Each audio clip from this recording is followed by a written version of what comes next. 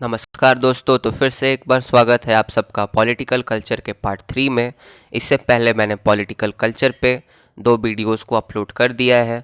मैंने सबसे पहले वीडियो में आपको बेसिक कॉन्सेप्ट समझाया था पॉलिटिकल कल्चर का कि क्या होता है पॉलिटिकल कल्चर, और आपको एक क्लैरिटी डेवलप कराई थी पॉलिटिकल कल्चर के बारे में।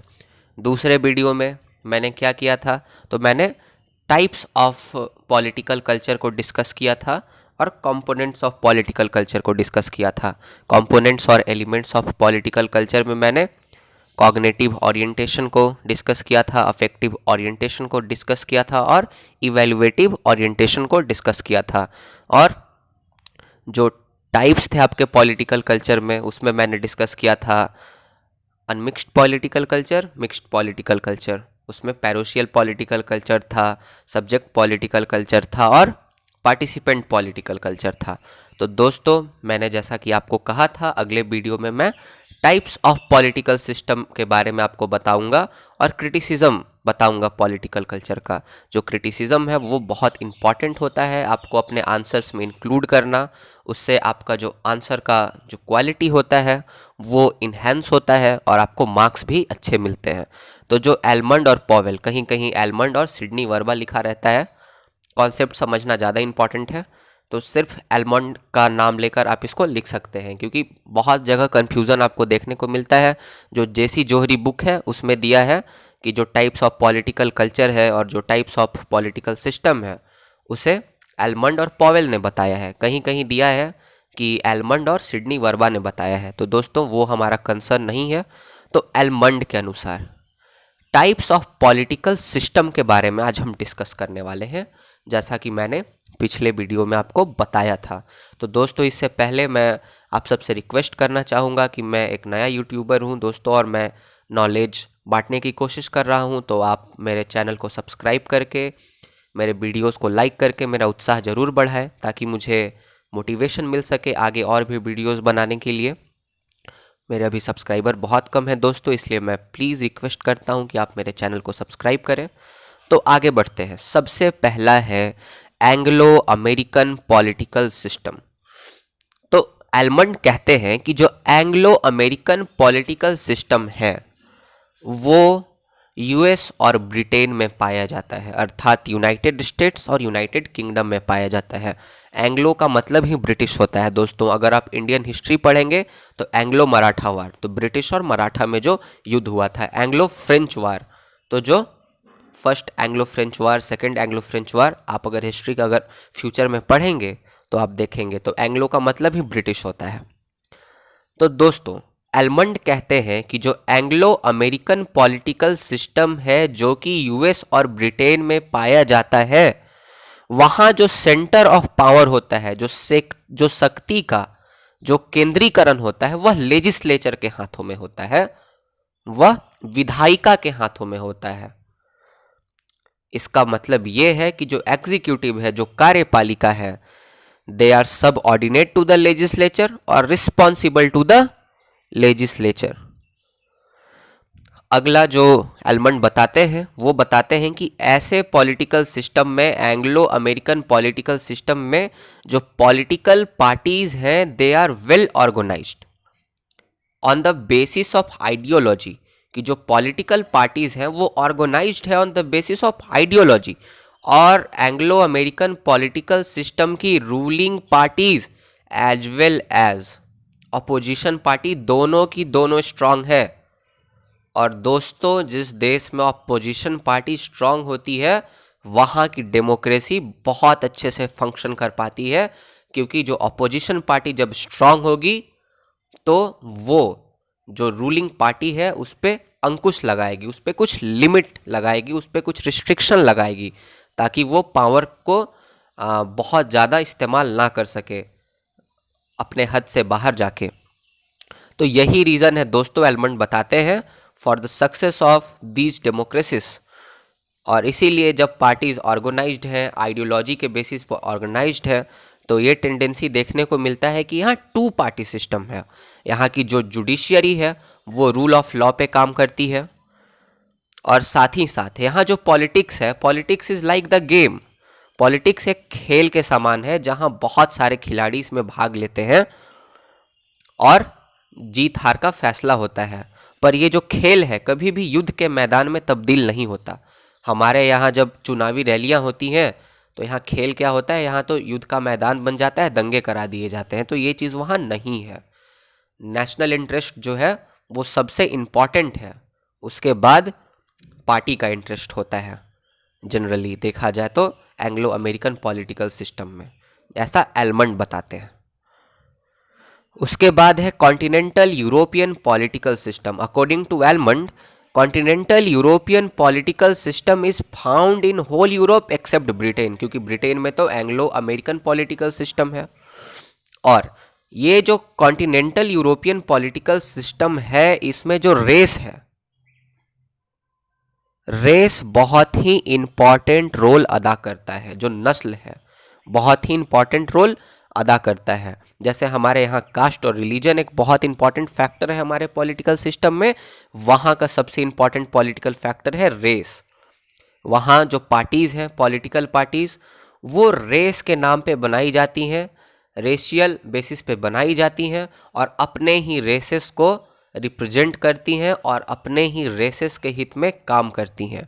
जैसे हमारे यहाँ कास्ट के बेसिस पे पॉलिटिकल पार्टीज़ बनाई जाती हैं और कास्ट के लिए ही काम करती हैं। तो दोस्तों इसी तरह से वहाँ भी है। और वहाँ की पॉलिटिकल पार्टीज़ कोई भी आइडियोलॉजीज़ पे नहीं बनी है, सिर्फ इंटरेस्ट पे बनी है। इसीलिए वहाँ मल्टी पार्टी सिस्टम आपको देखने को मिलता है। और जहाँ मल्टी पार्टी सिस्टम होगा वहाँ पे आपको पॉलिटिकल स्टेबिलिटी देखने को नहीं मिलेगी, क्योंकि कोई एक पार्टी नहीं है जिसको आपको मेजोरिटी प्राप्त होगा। और इसीलिए जो कॉलिशन गवर्नमेंट है, coalition government is the common phenomena which is seen in the continental European political system. दोस्तों आप अगर फ्रांस का एग्जाम्पल लें तो फ्रांस में 10 सालों में 25 प्रधानमंत्री बदले थे। तो आप देख सकते हैं कि कितना ज़्यादा पॉलिटिकल इनस्टेबिलिटी वहाँ था। और दोस्तों ऐसे पॉलिटिकल सिस्टम में जो शक्ति का केंद्र होता है वह एग्जीक्यूटिव होता है, अर्थात जो एग्जीक्यूटिव होता है वो ज़्यादा पावरफुल होता है और जो लेजिस्लेचर होता है वो कम पावरफुल होता है। और इसीलिए जो लेजिस्लेचर है एग्जीक्यूटिव को अकाउंटेबल नहीं बना पाता। तो ये था कॉन्टिनेंटल यूरोपियन पॉलिटिकल सिस्टम। इसके आगे हम लोग जो तीसरा टाइप का जो पॉलिटिकल सिस्टम के बारे में हमें एलमंड बताते हैं वो है नॉन यूरोपियन या फिर प्री इंडस्ट्रियल पॉलिटिकल सिस्टम। दोनों एक ही चीज़ें हैं। तो ये जो नॉन यूरोपियन या प्री इंडस्ट्रियल पॉलिटिकल सिस्टम है ये थर्ड वर्ल्ड कंट्रीज़ में देखी जाती हैं, जो कि एशिया, अफ्रीका और लैटिन अमेरिका के कंट्रीज़ हैं।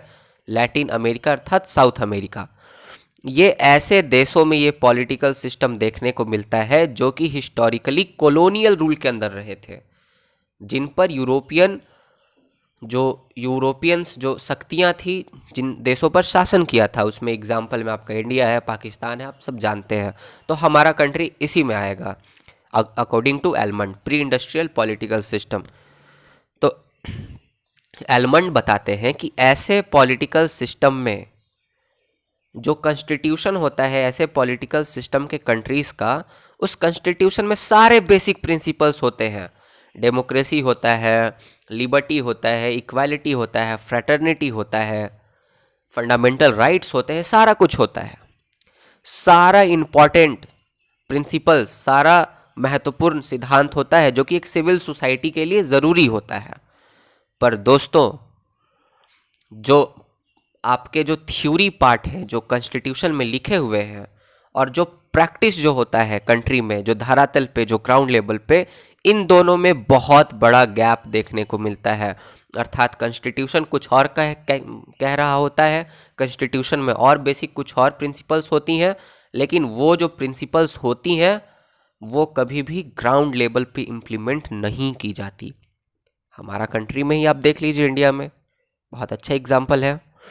उसके बाद जो लेजिस्लेचर होता है इन पॉलिटिकल सिस्टम्स का वो काफ़ी वीक होता है, क्योंकि जो लेजिस्लेचर होता है उनका फोकस ये जानने में होता है कि उनका प्रिविलेजेस क्या है और उनका फोकस ये नहीं होता कि उनके फंक्शंस क्या हैं।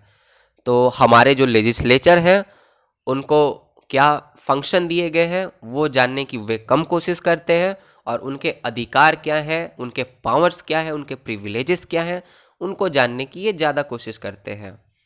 ये भी आप हमारे पॉलिटिकल सिस्टम में अच्छी तरह से देख सकते हैं, और यही कारण है कि जो लेजिस्लेचर होता है वीक होता है, जो इन्फॉर्मेशन रेट होता है वो बहुत स्लो होता है।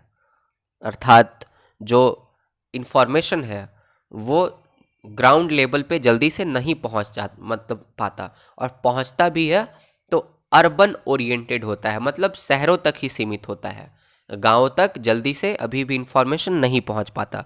लेकिन अभी जैसे जैसे आईटी जो रेवोल्यूशन हुआ है, इंफॉर्मेशन टेक्नोलॉजी का डेवलपमेंट हुआ है, इसमें काफ़ी चेंजेस देखने को मिली है। आज गांव में भी जल्दी से इंफॉर्मेशन पहुंच जाता है। तो ये जो एलमंड ने जो बताया था, बहुत पहले बताया था, पहले की बात है, इसलिए ये ऐसा बताते हैं। और दोस्तों वैसे पॉलिटिकल सिस्टम में कभी कभी तो ये भी देखा जाता है कि ये जो एक व्यक्ति होता है, एक व्यक्ति कभी कभी पूरे के पूरे पार्टी से बड़ा हो जाता है। अब इसका आप एग्जाम्पल ले सकते हैं।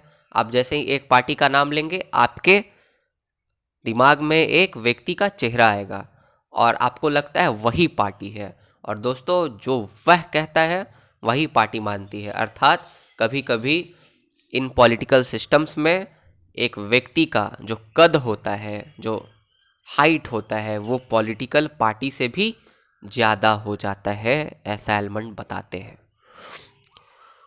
अगला है टोटलिटेरियन पॉलिटिकल सिस्टम। तो दोस्तों एलमंड बताते हैं कि totalitarian political system Soviet union, जो उस समय का सोवियत यूनियन था, यूएसएसआर, अब तो डिसइंटीग्रेट हो गया, उसमें था, आज के चाइना में।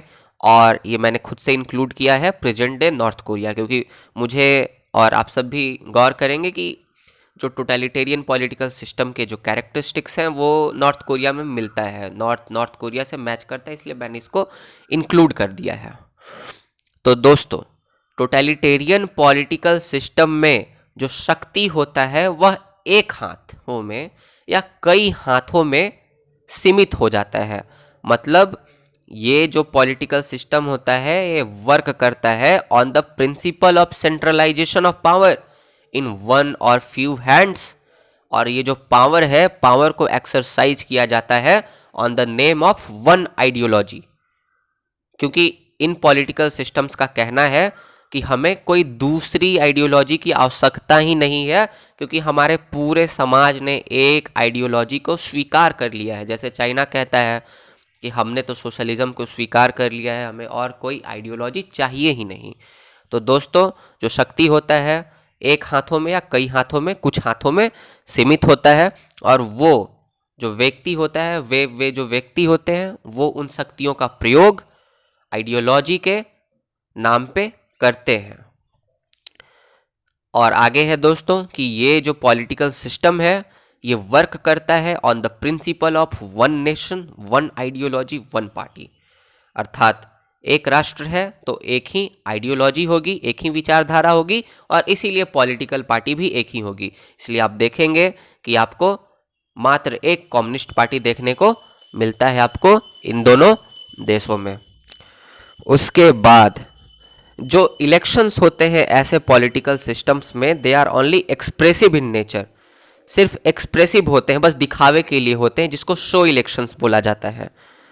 और यहाँ वोटिंग कंपलसरी होता है, इसलिए आप देखेंगे कि जो वोटिंग परसेंट है वो 90% के मार्क को भी क्रॉस कर जाता है। इसीलिए कभी कभी चाइना बोलता है that we are the more democratic than the western countries, because हमारे ज़्यादा से ज़्यादा लोग ये जो इलेक्टोरल प्रोसेस है इसमें पार्टिसिपेट करते हैं और गवर्नमेंट को चुनते हैं। और आपके तो कम लोग 60% 70% ही आपका वोटिंग परसेंटेज होता है, तो आपके तो लोग ही पार्टिसिपेट नहीं करते इलेक्शंस में, तो काहे की डेमोक्रेसी। तो इस तरह के तर्क चाइना दिया करता है, पर दोस्तों सच्चाई क्या है हम सब जानते हैं, that the elections are expressive in nature in the totalitarian political system and voting is compulsory. वहाँ ऐसे पॉलिटिकल सिस्टम में आपको सारा मशीनरी देखने को मिलेगा, आपको एक गवर्नमेंट भी दिखेगा, आपको एक कॉन्स्टिट्यूशन भी देखने को मिलेगा, पर ये सब नाम मात्र का है, नॉमिनल है, बस दिखावे के लिए है। सब फॉर्मल है, क्योंकि जो असली शक्ति होती है, असली शक्ति तो जो कम्युनिस्ट पार्टी होती है उसके हाथों में होती है। और ये जो फॉर्मल जो स्ट्रक्चर्स हैं गवर्नमेंट के, जो मशीनरी है, इसका बस काम होता है कि जो कम्युनिस्ट पार्टी के डिसीजंस होंगे उन डिसीजंस को अप्रूव करना, और कोई काम नहीं होता। और दोस्तों यहाँ जो जुडिशरी है, जुडिशरी भी इम्पार्शियल भी नहीं होती और इंडिपेंडेंट भी नहीं होती, क्योंकि जो जुडिशरी है वो भी ड्रिवन होती है बाय दी आइडियोलॉजी, जिस आइडियोलॉजी पे पूरा का पूरा पॉलिटिकल सिस्टम टिका हुआ है। और साथ ही में आप एक और पॉइंट देख सकते हैं जेसी जोहरी के पुस्तक में, कि जो कोहर्जन है, जो शक्ति है, वो काफ़ी इंपॉर्टेंट रोल प्ले करती है in the exercise of power, जिसमें मिलिट्री और पुलिस का बहुत ही इम्पॉर्टेंट रोल होता है। तो दोस्तों ये था टोटलिटेरियन पॉलिटिकल सिस्टम। तो दोस्तों आप कंफ्यूज मत होइएगा, अगर क्वेश्चन पूछे the types of political culture, तो मैंने जो पार्ट 2 में बताया है पॉलिटिकल कल्चर्स के, सबसे पहले ब्रॉडली 2 टाइप मैंने बताए हैं, अनमिक्स्ड पॉलिटिकल कल्चर, फिर मिक्स्ड पॉलिटिकल कल्चर। अनमिक्स्ड या प्योर पॉलिटिकल कल्चर में मैंने पैरोशियल पॉलिटिकल कल्चर के बारे में बताया है, सब्जेक्ट पॉलिटिकल कल्चर के बारे में बताया है, और उसके बाद पार्टिसिपेंट पॉलिटिकल कल्चर के बारे में बताया है। तो वो टाइप्स ऑफ पॉलिटिकल कल्चर था। हमने इस वीडियो में डिस्कस किया टाइप्स ऑफ पॉलिटिकल सिस्टम्स के बारे में, ये भी एलमंड के द्वारा ही दिया गया है। तो दोस्तों मुझे उम्मीद है आपको वीडियो अच्छी लगी हो। आगे एक और ऐसे टॉपिक बचा हुआ है इस वीडियो में, क्रिटिसिजम्स ऑफ पॉलिटिकल कल्चर। देखिए आपको ये लिखना बड़ा इंपॉर्टेंट है अपने आंसर्स में, जब आप बीए पॉलिटिकल साइंस सेमेस्टर 4 का जब इंडसेम लिखेंगे मई के महीने में, आपका आंसर इन्हेंस होगा इससे। मैं अपने एक्सपीरियंस पे बता रहा हूँ, अच्छे मार्क्स मिलते हैं। तो दोस्तों ये जो क्रिटिसिज्म है ये किसने दिया, तो ये दया कृष्णा ने दिया है। दया कृष्णा अपनी बुक में, जो बुक का नाम है वो है political development a critical perspective, 1979 में ये बुक पब्लिश हुई थी। इसमें ये 3 क्रिटिसिज्म बताते हैं पॉलिटिकल कल्चर का। सबसे पहला जो पॉलिटिकल कल्चर है दैट इज़ अ वेग कॉन्सेप्ट, बहुत बड़ा कॉन्सेप्ट है दोस्तों, बहुत वाइड कॉन्सेप्ट है, बिकॉज कल्चर इंक्लूड्स एवरीथिंग। आपने सेमेस्टर 3 में पढ़ा होगा, जब आपने कॉम्पेरेटिव पॉलिटिक्स स्टार्ट किया होगा, तो उसमें नेचर ऑफ जो कॉम्पेरेटिव पॉलिटिक्स है उसमें भी पढ़ाया जाता है। ये सेंटेंस बार बार आता है, कल्चर इंक्लूड्स एवरीथिंग और नथिंग एक्सप्लेन, ये आपने स्टेटमेंट को देखा होगा। तो इसीलिए दोस्तों बहुत ही वेग कॉन्सेप्ट है, पॉलिटिकल कल्चर को समझना इतना आसान नहीं है। और दोस्तों हम डिफ्रेंशिएट नहीं कर सकते कि कौन सोशल कल्चर का पार्ट है, कौन नॉर्म्स और वैल्यूज़, और कौन पॉलिटिकल कल्चर का पार्ट है। एग्जाम्पल के तौर पे कास्ट, कास्ट क्या है, सोशल कल्चर का एग्जाम्पल है कि पॉलिटिकल कल्चर का एग्जाम्पल है? क्या कास्ट का समाज में रोल नहीं है? क्या कास्ट का पॉलिटिक्स में रोल नहीं है? तो इसको किस चीज़ में इंक्लूड किया जाए? सोशल कल्चर में इंक्लूड किया जाए, अर्थात जो हमारा कल्चर है जनरल कल्चर उसमें, या फिर पॉलिटिकल कल्चर में इंक्लूड किया जाए? तो ये सबसे पहले डिफ्रेंशिएट करना दोनों में बड़ा इंपॉर्टेंट है, that which will form the part of the political culture and which will form the part of the social culture. दूसरा जो सबसे इंपॉर्टेंट है दोस्तों, आप सब जानते हैं पॉलिटिक्स इज डायनेमिक। पॉलिटिक्स का जो मीनिंग है वो चेंज होते रहता है। जो ट्रेडिशनल मीनिंग ऑफ पॉलिटिक्स था वो कुछ और था, जो मॉडर्न मीनिंग ऑफ पॉलिटिक्स है कुछ और है, कल के डेट में पॉलिटिक्स का मीनिंग कुछ और हो जाएगा दोस्तों। तो पॉलिटिक्स का मीनिंग तो बदलते रहता है टाइम फ्रेम के अनुसार, समय बीतेगा पॉलिटिक्स का मीनिंग चेंज होते जाएगा। पहले इंस्टीट्यूशनल मीनिंग था पॉलिटिक्स का, अब हम लोग पॉलिटिक्स को एज अ सोशल एक्टिविटी देखते हैं। तो पॉलिटिक्स का तो मीनिंग डायनेमिक है, पॉलिटिक्स तो चेंज होते रह रहा है, उसका मीनिंग चेंज होते रह रहा है। पर जो कल्चर है, कल्चर कल्चर तो अगर आप 100 साल पहले देखेंगे, 150 साल पहले देखेंगे, और आज का जो कल्चर देखेंगे उसमें आपको ज़्यादा बदलाव देखने को नहीं मिलेगा। तो कल्चर तो एक तरह से देखिएगा तो ये भी वेरी करता है, ऐसा नहीं कि कल्चर आज के 1000 साल बाद सेम रहेगा, पर कल्चर में जो वेरिएशन होता है, जो बदलाव होते हैं, वो थोड़ा कम रेट से होता है, वो स्लो रेट से होता है। और पॉलिटिक्स तो इतना डायनेमिक है कि पॉलिटिक्स का मीनिंग हमेशा चेंज होते रहता है। अब हम लोग अभी पॉलिटिकल कल्चर पढ़ रहे हैं, बाद में पॉलिटिकल कम्युनिकेशन के बेसिस पे पॉलिटिक्स को समझने की कोशिश की जाएगी। तो पॉलिटिकल कम्युनिकेशन बस आने वाला है 10 सालों के बाद, 20 सालों के बाद, पर ये जो कल्चर है आज का, ये कल्चर तो नहीं बदलेगा। तो दोस्तों ये जो कल्चर है ये कांस्टेंट है, एक तरह से, और अगर इसमें चेंजेस भी आ रहे हैं तो थोड़े थोड़े से चेंजेस आ रहे हैं, ग्रेजुअल चेंजेस आ रहे हैं, और पॉलिटिक्स डायनेमिक है। तो ये पॉलिटिकल कल्चर जो है, ये जो डायनेमिक मीनिंग ऑफ पॉलिटिक्स है, इसको एक्सप्लेन नहीं कर पाता है। तो ये फेल हो जाता है to explain the dynamic nature of politics, कि पॉलिटिक्स डायनेमिक क्यों है। और तीसरा जो है दोस्तों, कि हम बात कर रहे हैं पहले वीडियो में कि हमारा जो पॉलिटिकल कल्चर है that decides the behaviour of the individual towards the political system. तो ठीक है, पॉलिटिकल कल्चर मदद तो करता है एक इंडिविजुअल के बिहेवियर को डिसाइड करने में, कि उसका नज़रिया क्या होगा उसके पॉलिटिकल सिस्टम के प्रति, वो कैसा वोटिंग बिहेवियर शो करेगा। ठीक है, पॉलिटिकल कल्चर मदद तो करता है, पर सिर्फ यही एक तरीका नहीं है, या सिर्फ यही एक फैक्टर नहीं है जो कि बिहेवियर ऑफ इंडिविजुअल को शेप करता है या उसको प्रभावित करता है। और भी बहुत सारे फैक्टर्स हैं, जैसे में इंस्टीट्यूशंस, जिसके बारे में हमें अगले चैप्टर में पढ़ना है न्यू इंस्टीट्यूशनलिज्म में, कि जो इंस्टीट्यूशंस होते हैं they also shape the behaviour of the individuals. तो इंस्टीट्यूशंस का भी बहुत इंपॉर्टेंट रोल है in deciding the behaviour of the individuals towards the political system, not only the political culture. तो ये आपका तीसरा क्रिटिसिज्म है कि जो पॉलिटिकल कल्चर है ये सिर्फ और सिर्फ ही एक ही फैक्टर नहीं है जो कि आपको आपको जो बिहेवियर है उसको डिसाइड करने में मदद करेगा। तो दोस्तों यही थी पूरी वीडियो। अगर आपको वीडियो अच्छी लगी तो मेरे चैनल को लाइक करें, शेयर करें, सब्सक्राइब करें मेरे चैनल को। धन्यवाद दोस्तों, अगले वीडियो में मिलते हैं फिर।